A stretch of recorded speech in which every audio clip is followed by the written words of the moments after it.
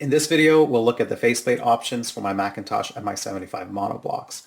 In my previous video, I talked about the good and the bad with these amps, and also the fact that almost all the concerns I mentioned in that video can simply be addressed by getting or making faceplates for these amps, hence this project. With the faceplates on, I would be able to rack mount these amps as they're intended to be. There would be better protection against dust, and more importantly, there won't be any risk of electrocution.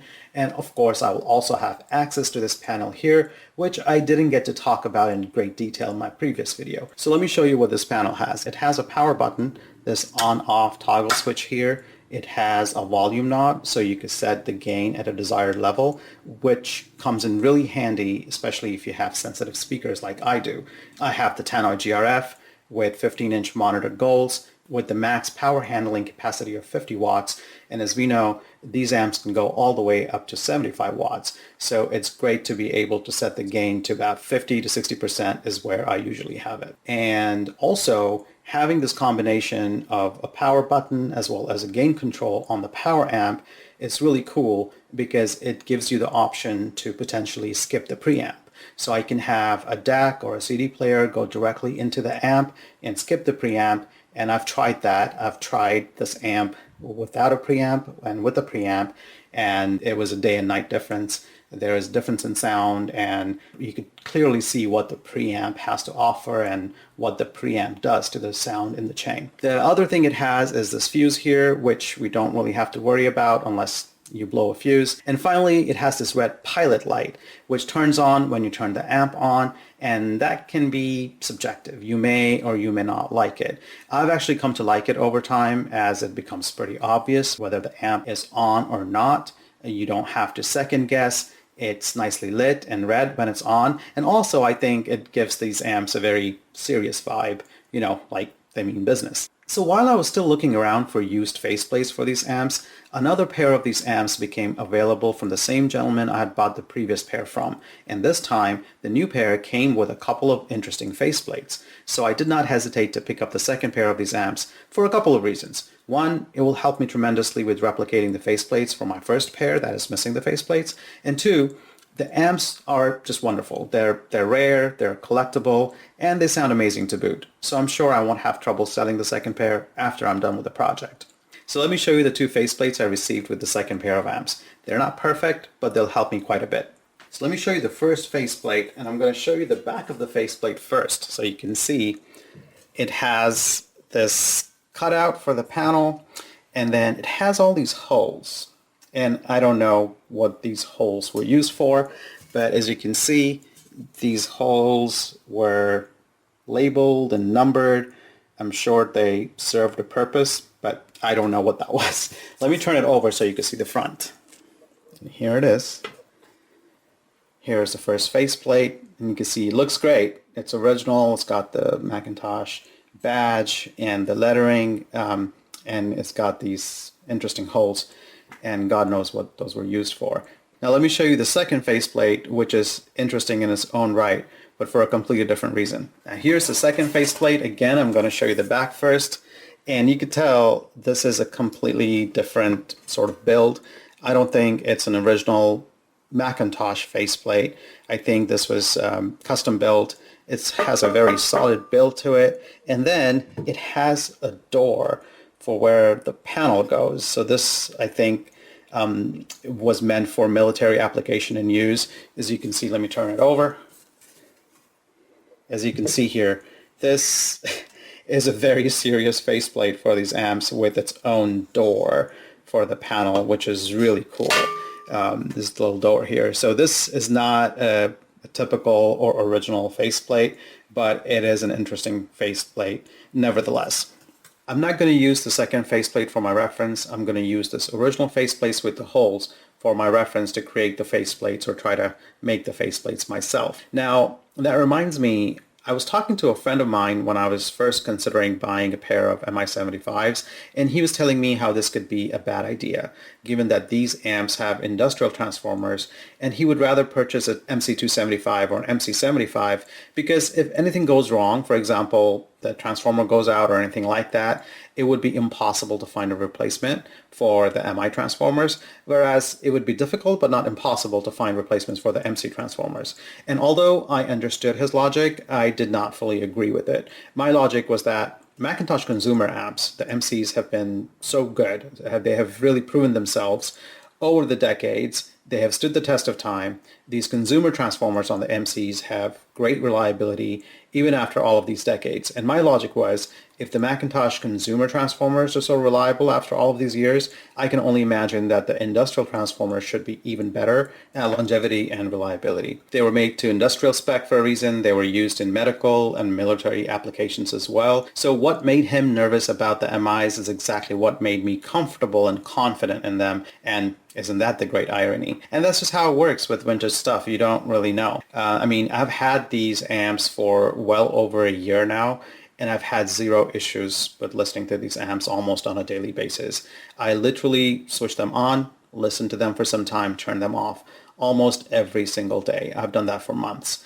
I swapped tens of tubes in and out of these amps when I did my AB project with the 6550 tubes, and I had no issues whatsoever, except for a couple of bad tubes that took out the fuse on these amps, and I replaced the fuse and I was back in business. So only time will tell, but I'm very pleased with the performance and the sound of these amps. I feel really good and confident about using these industrial amps for home stereo setup because I feel like I can throw anything at them and they will handle it like a champ. I've also come to appreciate the fact that they don't have the shiny McIntosh black and chrome finish, because then I would worry too much about the upkeep and the looks of these amps. But with this industrial finish, I couldn't care less about how they look. I can just focus on how they sound rather than how they look. So that's all good there. And I appreciate that. So now let's talk about the measurements of these faceplates. Before these particular amps, I had no experience with racks or rack mountable gear. So it was a bit of a learning curve, but it was fairly simple and pretty easy once I figured it out. For example, there are standard sizes in rack mounting, which is what it's all about, standardization. So these faceplates here, these amps have a standard width of 19 inches, and then I measured the height of these faceplates, and it turns out there's 5.75 inches.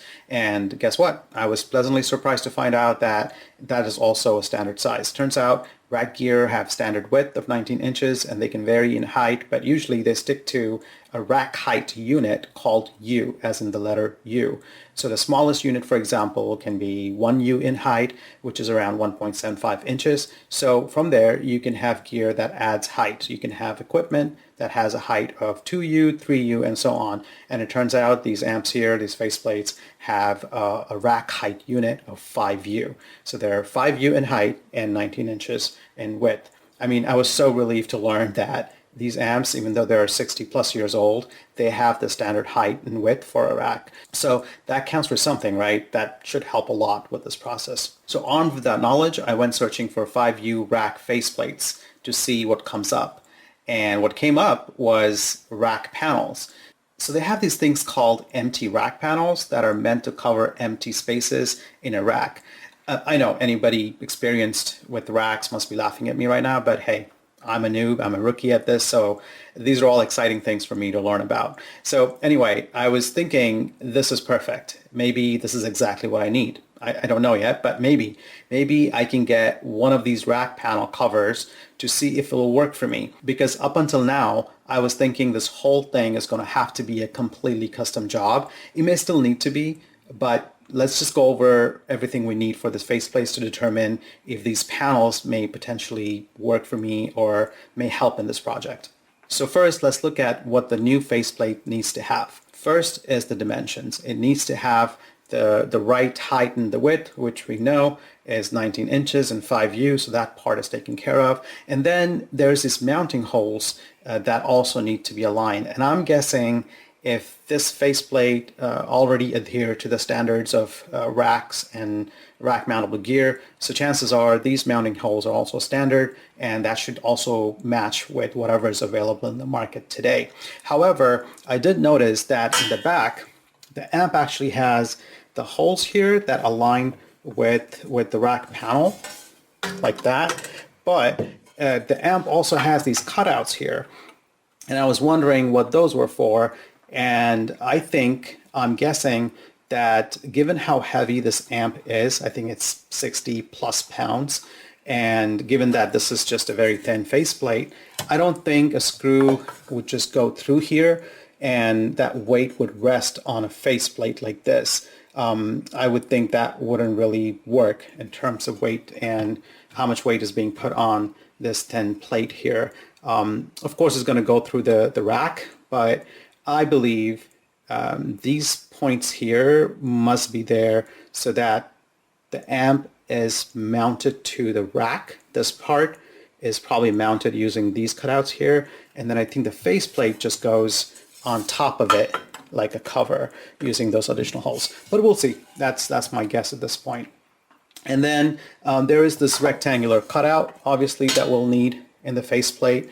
Obviously, that's going to be custom and specific to this amp because it's meant specifically for this amp. And the last thing is the lettering, which should not be too difficult. I mean, I don't know if I could get the lettering to look like that. I'm not sure about the badge either. But all of this, I was thinking the easiest thing to do is probably get a sticker and put it on like that so it looks as close to that as possible. But those are the things: the size, the mounting holes, this rectangular cutout here, and then the lettering. Those are the things it will need. So the next thing to do is figure out whether I need to go a complete custom route, or can I maybe just acquire one of these empty panels and do some customization to it to get to where I need to be. So we'll see. So while researching, I came across this amazing listing of a pair of these amps on Reverb from a few years ago. And this gave me so much hope and inspiration because, as you can clearly see here, what's been done to these amps is exactly along the lines of what I've been thinking to do with my amps, namely the faceplates and the rack. So first, the faceplate, as you can tell, they've made new or custom faceplates here.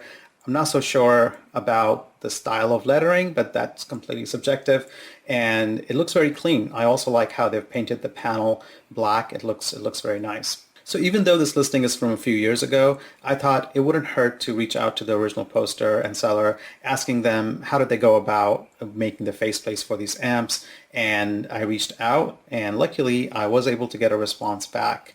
And I was informed that the faceplates were made locally by a metal fabricator, which is outside of California, another state.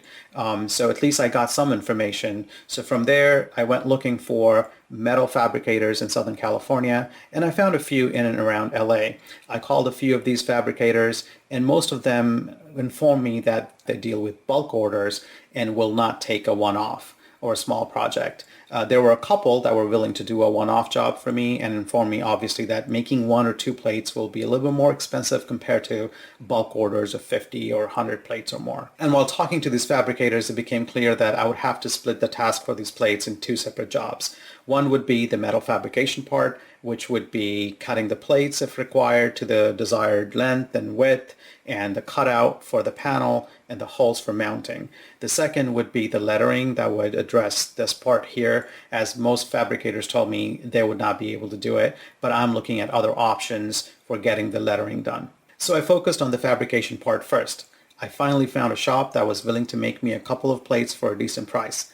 I was excited to get the plates made until they asked me for a spec file. Well, that makes sense. They need a spec file to feed the machine so it can make the appropriate cutouts. They were looking for a DXF or a DRW file or even a PDF file. Now, again, I was faced with a couple of possibilities. One, I could tell them I do not have a spec file and take the sample plate for them to measure and fabricate, which is a really good option, but it will definitely cost more, as now there is this additional labor required for measuring the original plates and making the spec file and then fabricating the plates, but still it's a very good option. Two, I try to make the spec file myself since I have a bit of OCD and I want to take the extra care to make this exact and make it right. I was thinking maybe I can do this. I have some prior experience with Photoshop and I love taking measurements and geometry, and so I figured maybe I could give this a shot to see if this is even doable. I have a complete suite of Adobe apps on my old PC, so I googled which program would be best to create a spec file, and I found out that Adobe Illustrator would be the best for this kind of job. And it turns out I have Illustrator on my PC, so that's great. Only problem, I've never used it before. Oh well, I will worry about that later. But first, let's get measuring. So I went measuring and I was able to take some good measurements of the plate, including the rectangular cutout for the panel and the 4 mounting holes. It was while making these measurements, I had this brilliant idea of making my life difficult. I figured if I'm already putting in so much effort, I might as well go one step further, take it one level up. Clearly this big rectangle cutout here is just a big cutout to show the plate that's mounted on the amp actually. So it's like a window to the big panel here. And of course McIntosh made it simpler and easier for themselves by just cutting out a large hole and have the panel show there. But since I have this opportunity to make it from scratch, I asked myself, can I improve anything here? Can I make anything better? And of course it came to me, this brilliant idea. Why not measure the exact diameters of these 4 parts and make 4 circular cutouts so that the plate will be flush with just the cutouts for these parts? Yep, that was my brain basically going Dr. Evil on me. Why make a simple cutout when you can make multiple complicated ones? So of course, I then went measuring the exact dimensions of the knob, the toggle switch, the pilot light, and the fuse. But measuring the diameters is the easy part. I now had to measure and account for their distance from each other and the distance from the horizontal and the vertical edges. Essentially plot each one of them on the XY axis. That took some time, but I eventually got those measurements done. And because these measurements are so small and they need to be very precise, I decided to use millimeters as my unit of measure. No, God! No, God, please, no! No! Once I got done measuring one panel, I figured the same measurements would apply to the other panel, right? Wrong. The exact position of these parts are slightly off on the other amp. Each amp has its own specific measurements. So I had to make all the individual measurements on the second amp as well. After all the measurements were done, I then had to switch my focus to Illustrator. Now, I totally understand that this is a choice I've made. 1, I've decided to do this myself, and 2, I've decided to make it more complicated. Because during my research, I did find online providers that can make faceplates, front panels, back panels for various amps and custom projects. The problem with that is, 1, they're really expensive, especially if they have to help you measure and create spec files. And even if you provide them with a spec file, they're still expensive. But 2, and more importantly, they are completely online and you're just exchanging emails and files with them. There's no going back if you make a mistake. And since I'm taking the risk and doing all the measurements myself, let's just say that there is a possibility that I may not get it right the first time. I want to be able to do this locally, talk to the person, hold the plates in my hand, do a test run on a test plate, make adjustments if I have to, and all of that is just not possible if I go the online route. So I've decided to not do it online. So to Illustrator, I went. I had never used Illustrator before, but I have some limited experience with Photoshop. That's how I make thumbnails for my videos. Even though I'm not really a YouTuber or a content creator, as you can tell from my videos are not all that professional. Sometimes I just pick up the phone and start recording and I don't use mics and any of that. But my thumbnails look pretty nice and professional, like I'm a professional YouTuber. Not. Anyway, my Photoshop experience did help me orient myself in Illustrator, and in about 2 weeks of practice, I was able to create a basic Illustrator file with simple measurements. Once I felt comfortable enough, I was able to recreate all of my measurements for the faceplate in Illustrator. I made 2 separate Illustrator files, one for each faceplate. I named them J2 and J3 based on the serial numbers on the amp. Once I was done, I felt very accomplished and I provided the PDF file to the fabricator with great excitement, only to hear back from them shortly thereafter telling me that my measurements that were provided in millimeters are useless because the machine only accepts inches.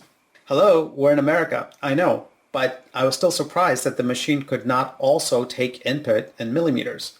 I guess the machine is very American that way.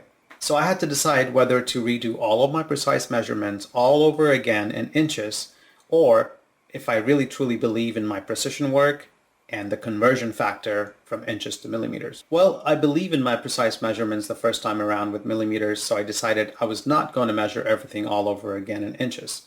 I trusted my measurements and also the conversion factor from millimeter to inches. So I simply applied the formula and converted all of my values from millimeters to inches and resent the file. Now that the fabrication job was taken care of, I turned to the second job on the faceplate, which is the lettering. I initially thought I could just get a sticker and put it on and be done with it. That would be the easiest way to do it. But then I thought I'm already putting in so much effort into this and I want to make it look as close to original as possible. And it looks like the original faceplate has engraving or something like that. So I looked at the options for lettering. So I did the same thing with this job. I looked around locally and found a bunch of engravers. I called a few and they said they could do it as long as I could provide ready for this?